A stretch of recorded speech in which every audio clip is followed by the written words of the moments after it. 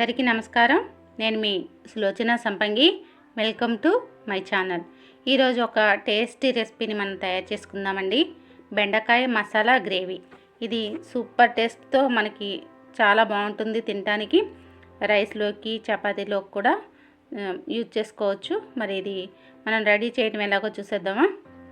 Stove మీద ఒక గిన్నె పెట్టుకొని దానిలో ఒక 2 స్పూన్లు పల్లీలు వేసుకోవాలి. పల్లీలు వేసుకొని వేయించుకుంటూ ఉండాలి. డ్రైగానే వేయించాలి.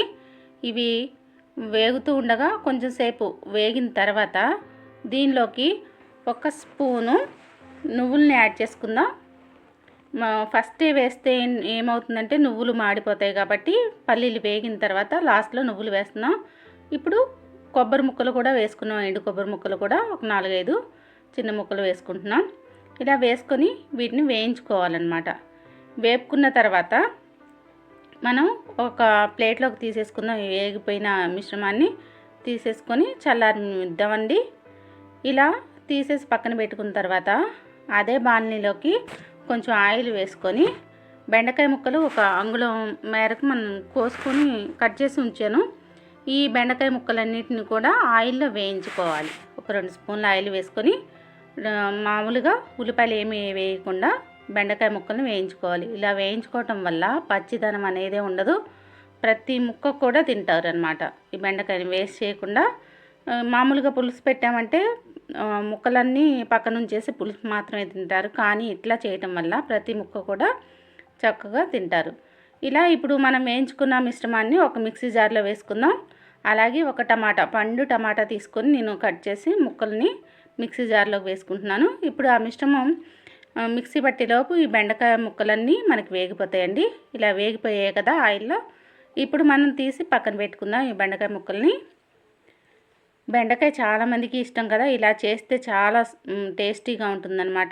ఇప్పుడు ఆ బెండకాయ ముక్కలు తీసిన తర్వాత ఒక 2 స్పూన్ల ఆయిల్ వేసుకొని దీనిలో 1 స్పూను ఆవాలు, 1 స్పూను జీలకర్ర, అలాగే ఇవి వేగుతూ ఉండగా మనం మెంతులు కూడా వేసుకోవాలన్నమాట. దీనిలో ఒక 1/2 స్పూను మెంతులు మరీ ఎక్కువ వేయకండి, కొంచెం తక్కువే.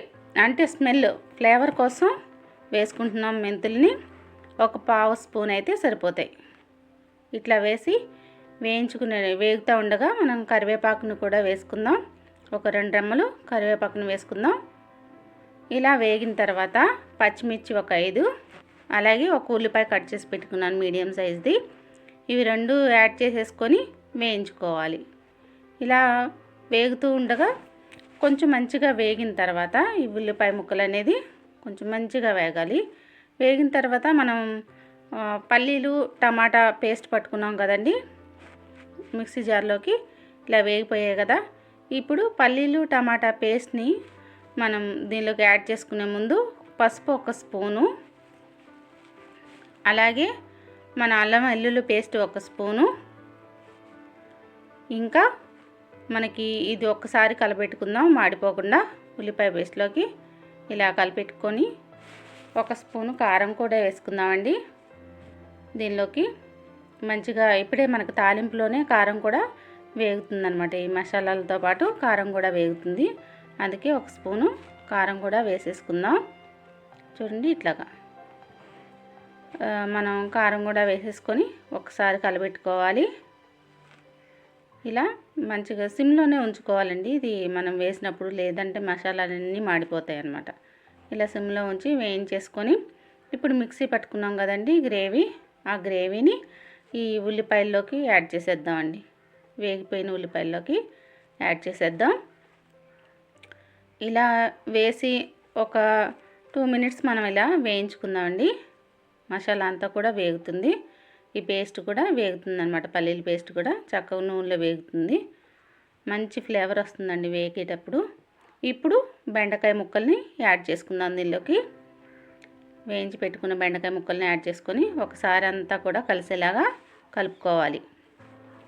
ఇలా మనకి కొంచెం మీడియంలో ఉంచుకొని మనం ఇదంతా ఈ ప్రాసెస్ చేసుకోవాలన్నమాట. ఇప్పుడు చింతపండు నానబెట్టి ఉంచుకున్నాను. చిన్న నిమ్మకాయ సైజ్ అంత చింతపండు, అది జ్యూస్ తీసేసి వేస్తున్నాను నేను.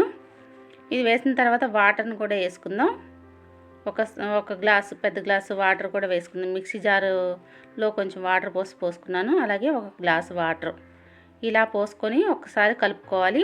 వాటర్ పోసిన తర్వాత ఇలా కలిపేసుకొని దీనికి సరిపడినంత సాల్ట్ని యాడ్ చేసుకుందామండి. ఇప్పుడు నేను ఒక 2 స్పూన్లు సాల్ట్ వేస్తున్నాను. ఇలా సాల్ట్ వేసి ఒక్కసారి మళ్ళీ మనం కలబెట్టుకోవాలి. దీన్ని మొత్తం అంతా కలిసేలాగా ఇప్పుడు కలిపేసుకొని మూత పెట్టేసి చక్కగా ఉడికించుకోవటమేనండి. మనకి ఒక 5 మినిట్స్లోనే మనకి కంప్లీట్ అవుతుంది కర్రీ. చూడండి, ఇట్లా గ్రేవీ అంతా కూడా దగ్గరకు వచ్చేసి చాలా బాగుంది కదా.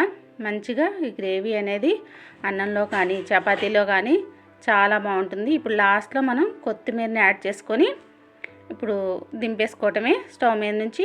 చూడండి, ఈ గ్రేవీ కర్రీ ఆయిల్ అంతా పైకి తేలింది కదా. ఈ గ్రేవీ కర్రీ అనేది మనకి చక్కగా రెడీ అయిపోయింది.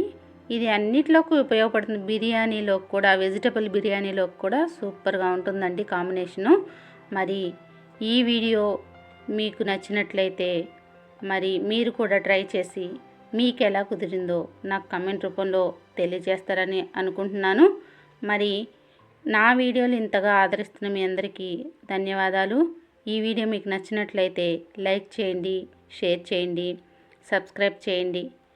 ఇంకా మీకు తెలిసిన వాళ్ళతో, మీ ఫ్రెండ్స్తో, మీ చుట్టాలతో సబ్స్క్రైబ్ చేయించడం మర్చిపోకండి. Thanks for watching.